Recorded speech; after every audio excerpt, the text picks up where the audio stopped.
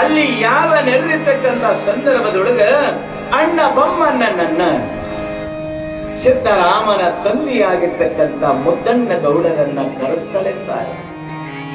ರೀ, ನಾವು ಎಲ್ಲಿ ಹೋಗಿಲ್ಲರಿ, ನನಗೊಬ್ಬ ಮನುಷ್ಯ ಬಂದ, ಕೌಡಿ ಜಂಗಮರ ಜೊತೆಗೆ ಶ್ರೀಶೈಲಕ್ಕೆ ಹೋಗ್ಯಾನ, ನಾನು ಕಣ್ಣಿನ ನೋಡಿನ ತಾಯಿ ಅಂತಾನೆ.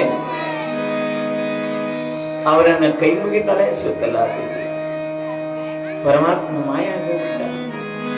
ಹೇಳಿದ ಮಾಯ ಮಾಡ, ತನ್ನ ರೂಪ ತೋರಿಸ್ತಾನ, ಲೀಲಾ ಮಾಡ್ತಾನ, ಮಾಯ ಆಗೋಗ್ತಾನೆ. ಮಲ್ಲಿಕಾರ್ಜುನ ಏನ್ ಮಾಡ್ಬೇಕು? ಕೊನೆಗೆ ತಾಯಿ ಮನೆಗೆಲ್ಲರೂ ಒಂದು ಮೀಟಿಂಗ್ ಮಾಡಿ, ಅವಾಗ ಸುಗ್ಗಲಾದೇವಿ ಅವನು ಶ್ರೀಶೈಲಕ್ಕೆ ಹೋಗ್ಯಾನೆ, ನಾನೊಬ್ಬ ಮನುಷ್ಯ ನೋಡ್ಯಾನ, ಕೆಂಚದನೆ, ಅರಹುಚ್ಚನದನೆ, ಕೈಯೊಳಗ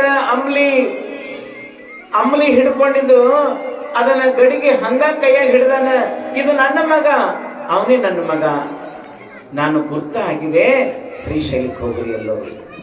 ಕೌಡಿ ಜಂಗಮರು ಶ್ರೀಶೈಲ ಮಲ್ಲಿಕಾರ್ಜುನ ಪಾದ್ರಿ ಯಾತ್ರೆಗೆ ಹೊರಡ್ತಾ ಇದ್ದಾರೆ. ಅಲ್ಲಿ ಹೋಗಿ ನೋಡಿ ಅಂತ ತಿಳ್ಕೊಂಡು ಬಂದಾಗ ಅಣ್ಣ ಬೊಮ್ಮಯ್ಯ ಕುದುರೆಯನ್ನೇರಿ 4 ಯಾವ ಸವಾರಿಗಳನ್ನ ಕರೆದುಕೊಂಡು ಶ್ರೀಶೈಲ ಬೆಟ್ಟಕ್ಕೆ ಹೋಗ್ತಾನೆ. ಅಣ್ಣನಾಗಿರ್ತಕ್ಕಂಥ ಬೊಮ್ಮಯ್ಯ ಸಿದ್ದರಾಮ ಭೀಮನ ಕೊಳ್ಳದಿಂದ ಕೈಲಾಸವಾಗಲಿಕ್ಕೆ ಹೋಗಿ ಮುಟ್ತಾನೆ. ಎಲ್ಲರೂ ದಣಿದರೆ ಸಿದ್ದರಾಮನಿಗೆ ದಮ್ಮವಿಲ್ಲ.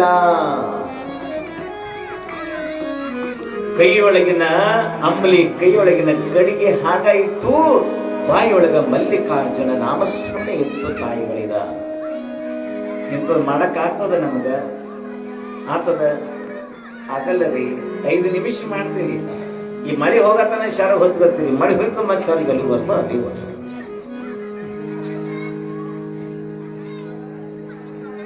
ನಮ್ಮ ರೇವಣಸಿದ್ದು ಬಹಳ ಚಂದ ಬರ್ತಾನೆ, ನೋಡ್ಬೇಕು ಅವ್ನ ಗಾಡಿ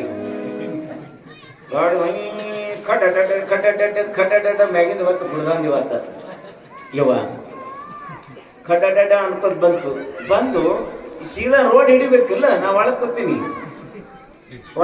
ಮುಲ್ಗಾಯಿ ಅವ್ರ ನಮ್ಮ